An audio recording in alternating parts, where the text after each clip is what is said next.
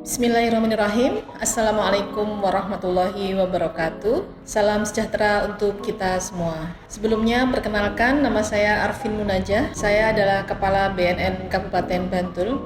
Dan pada kesempatan ini saya terima kasih sekali untuk bisa diberi kesempatan untuk berbicara atau bertemu dengan anak-anakku semua, seluruh siswa, siswi SMA, SMK se-Kabupaten Bantul. Meskipun hanya melalui virtual, tapi saya senang bisa bertemu dengan kalian semua. Semoga anak-anakku semua dalam kondisi sehat, meskipun saat ini pandemi COVID-19 di Kabupaten Bantul belum bisa dibilang usai, karena masih ada kasus COVID-19 yang terjadi di Kabupaten Bantul. Anak-anakku, terkait dengan kejahatan besar yang terjadi di Indonesia ya. Saat ini yang besar itu antara lain adalah korupsi, kemudian teroris, dan yang ketiga adalah narkoba. Nah, korupsi sendiri sudah ditangani oleh KPK atau Komisi Pemberantasan Korupsi, namun ini tidak menimbulkan banyak korban jiwa ya secara langsung. Dan untuk teroris, ini juga ditangani oleh kepolisian, menimbulkan korban jiwa juga, namun biasanya hanya bersifat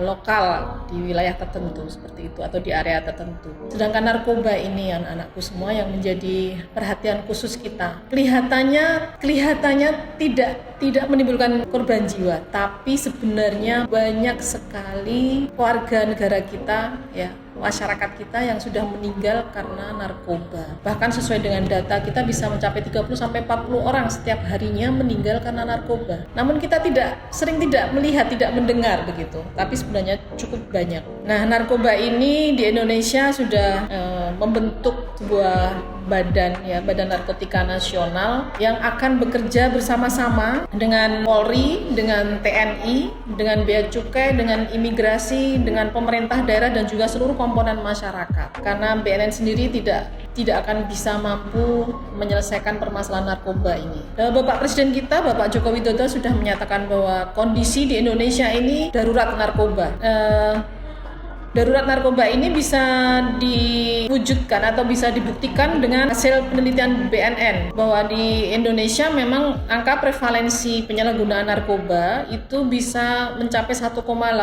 Artinya 1,8% dari penduduk Indonesia ini ternyata sudah menjadi penyalahguna. Itu dari hasil penelitian yang dilaksanakan oleh BNN. Sehingga pemerintah cukup serius dalam menangani kejahatan narkotika ini. Bahkan tahun 2019 kemarin BNN dan kepolisian berhasil menangkap atau mengungkap sebanyak 33.371 kasus narkotika dengan sejumlah barang bukti yang cukup fantastis, antara lain ganja sebanyak 112,2 ton, kemudian sabu sebanyak 5,01 ton selama 1 tahun ini, kemudian ekstasi itu sebanyak 1,3 juta butir dan PCC itu sebanyak 1,65 juta butir. Ini jumlah yang cukup besar, dan jumlah segitu itu bisa untuk merusak generasi bangsa kita dengan cukup parah, sehingga negara kita sebenarnya sudah terancam oleh penjajahan penyalahgunaan narkotika. Jadi narkotika ini bisa dikatakan sebagai penjajah tanpa wajah. Sepertinya tidak nampak, tidak kelihatan penjajah, tapi secara perlahan-lahan mereka merusak generasi muda kita.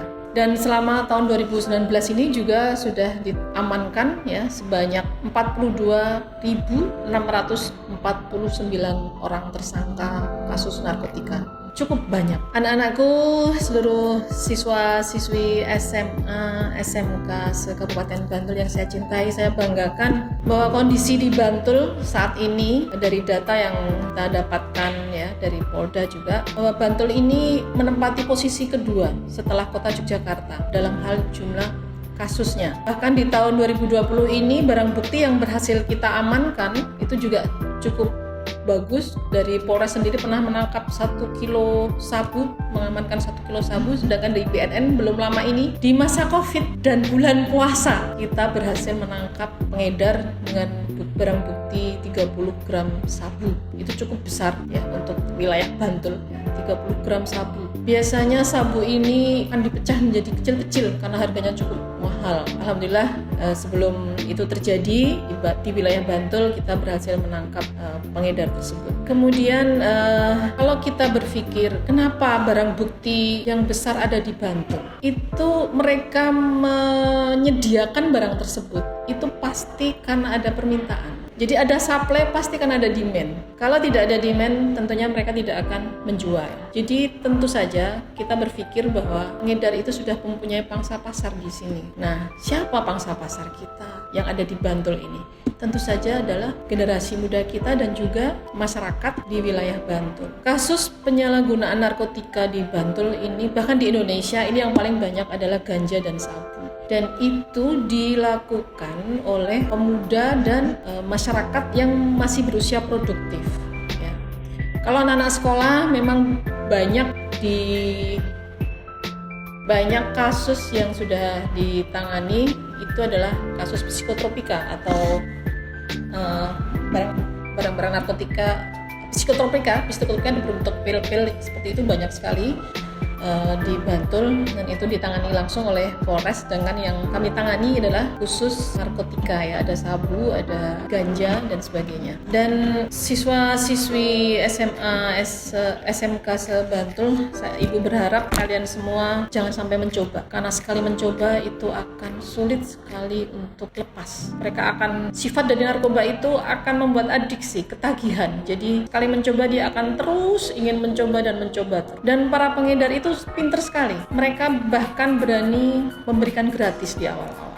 Tapi untuk pil-pil psikotropika seperti itu yang harganya relatif agak murah, mereka bersedia untuk memberikan gratis. Setelah tubuh kita ketagihan, baru nanti kita diwajibkan untuk membayar. Kalau tidak mau membayar, mereka akan dikenai, ya kadang dianiaya, atau mereka harus bisa menjual barang tersebut kepada orang lain, dipaksa untuk menjual barang tersebut kepada orang lain agar mereka bisa mengkonsumsi secara gratis. Itu yang banyak dilakukan oleh para pengedar. Jadi usahakan apapun yang terjadi, jangan sampai mencoba untuk berbagai jenis narkoba. Dan para pecandu narkoba ini biasanya diawali dengan permasalahan pribadi. Nah, ini yang harus kita atasi, ya. Karena yang namanya menggunakan narkoba itu tidak akan menyelesaikan masalah. Masalah kalian itu akan bisa diselesaikan atau dibantu dengan berserah diri kepada Tuhan, dengan konseling kepada Bapak Ibu guru, dengan curhat kepada orang tua kita atau orang-orang yang bisa kita percaya. Kalau itu tidak dilakukan, bahkan lari ke dunia narkoba, itu tidak akan menyelesaikan masalah, justru akan menambah banyak masalah. Karena mereka yang menjadi pecandu narkoba itu tentu saja pola hidupnya, berfungsi sosialnya akan terganggu semuanya. Bahkan untuk keuangan, mereka akan butuh banyak uang yang itu akan menyebabkan berani berbuat kriminal. Kalau itu sudah berani berbuat kriminal, tentu saja akan sering berurusan dengan polisi, dengan hukum. Apalagi kalau sampai barang-barang yang mereka konsumsi atau mereka jual itu sifatnya adalah masuk dalam golongan narkotika, tentu saja akan berurusan dengan kami. Namun di kantor kita di BNN ini bisa ada 3 seksi. Saya sampaikan ada 3 seksi yang mempunyai beberapa tupoksi. Antara lain di seksi pencegahan dan pemberdayaan masyarakat, ini bisa sering melakukan sosialisasi, bisa membentuk kader, membentuk relawan ke masyarakat atau ke sekolah-sekolah. Sedangkan untuk seksi rehabilitasi ini bisa membantu teman-teman semua, anak-anakku semua yang sudah terlanjur mengkonsumsi atau menjadi penyalahguna narkoba. Jadi jangan takut-takut kalau misalnya salah satu di antara kalian ada yang sudah pernah atau sudah menjadi pecandu atau penyalahguna narkoba, kalian bisa datang ke kami, tidak kami tangkap, kami akan membantu untuk program rehabilitasi secara gratis. Itu yang bisa kita lakukan. Kemudian ada satu lagi seksi pemberantasan yang memang ditangani langsung oleh bapak-bapak dari Polri yang bertugas di BNN ini, dan mereka siap melakukan penangkapan atau kalau ada informasi dari masyarakat, kita bisa melakukan penangkapan untuk seksi pemberantasan. Itu yang menjadi tupoksi di BNN Kabupaten Bantul. Dan berlanjut tadi terkait dengan anak-anak yang kalian ini hidup di era milenial ya, berbeda sekali dengan zaman saya dulu. Era milenial ini semuanya serba instan, serba mudah. Dengan internet kita bisa melihat dunia, melihat hal-hal yang baik, bahkan melihat hal-hal yang buruk yang tidak semestinya bisa kalian lihat, mestinya tidak boleh kalian lihat. Nah, hal ini yang membuat semuanya serba mudah, itulah yang justru kadang bisa mengancam teman-teman atau anak-anakku semua. Karena ternyata peredaran narkotika pun, dan ibu berpesan, kalian kalau memilih teman ini harus benar-benar yang kalian anggap baik. Kenapa? Ketika suatu saat teman kalian memberi sesuatu barang narkotika, nah itu ketika barang itu ada di tangan kalian, itu adalah kalian yang harus mempertanggungjawabkan ketika tertangkap. Termasuk juga para driver online ya, ketika mereka dititipin atau disuruh mengantar sesuatu yang itu ternyata masuk dalam narkotika dan tertangkap pada hari itu, pada saat itu barang itu ada dia pegang, itu adalah yang harus bertanggung jawab adalah yang memegang. Sehingga ketika kalian mempunyai teman yang jahat atau mungkin menitip sesuatu pada kalian tanpa ngomong ya, mungkin dimasukkan ke dalam jaket, mungkin dimasukkan dalam tas atau di dalam motor, bagasi motor ya, dan kebetulan ada operasi tertangkap begitu, nah yang tahu jawab adalah yang memegang barang tersebut. Barang itu ada di mana, pada siapa. Sehingga kalian harus benar-benar hati-hati memilih teman, jangan sampai suatu saat mengalami hal seperti itu ya.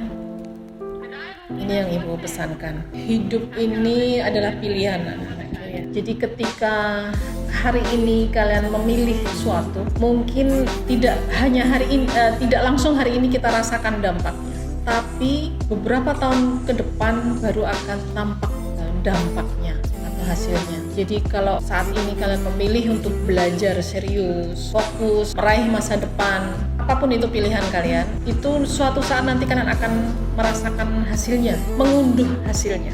Tapi kalau saat ini kalian ada sedikit masalah saja, kalian memilih memakai narkoba, itu juga akan kalian rasakan dalam perjalanan hidup kalian. Tidak akan lancar, tidak akan sukses, tidak akan berhasil. Pasti akan terhambat. Bahkan banyak yang hancur, tidak sampai menjadi orang.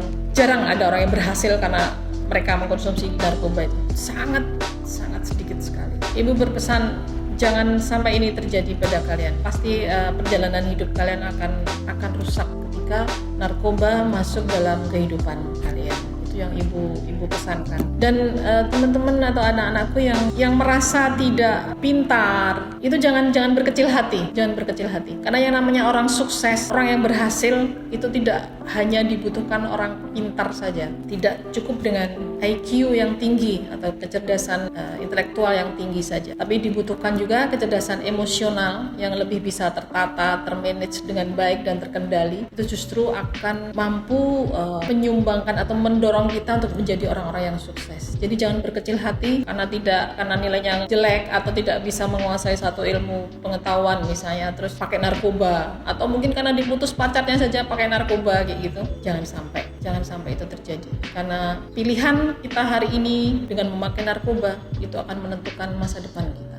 Silahkan kalian menggunakan waktu kalian ini dengan hal-hal yang bermanfaat. Yang suka olahraga terus kembangkan. Yang suka seni, musik dan sebagainya silahkan terus dikembangkan. Yang suka berorganisasi, nah orang-orang yang suka berorganisasi ini biasanya akan lebih mudah nanti ketika suatu saat harus memimpin sebuah lembaga atau dia akan bisa menjadi pemimpin di masa yang akan datang. Ya, silahkan terus dikembangkan. Apa yang kalian punya, potensi kalian yang ada, silahkan dicari, dikembangkan terus untuk bisa menghadapi persaingan yang cukup berat di era milenial seperti ini. Jangan sekali-kali pakai narkoba, karena narkoba akan membawa ke dalam kesengsaraan. Itu saja dari Ibu. Ada kekurangannya saya mohon maaf. Semoga bermanfaat. Assalamualaikum warahmatullahi wabarakatuh.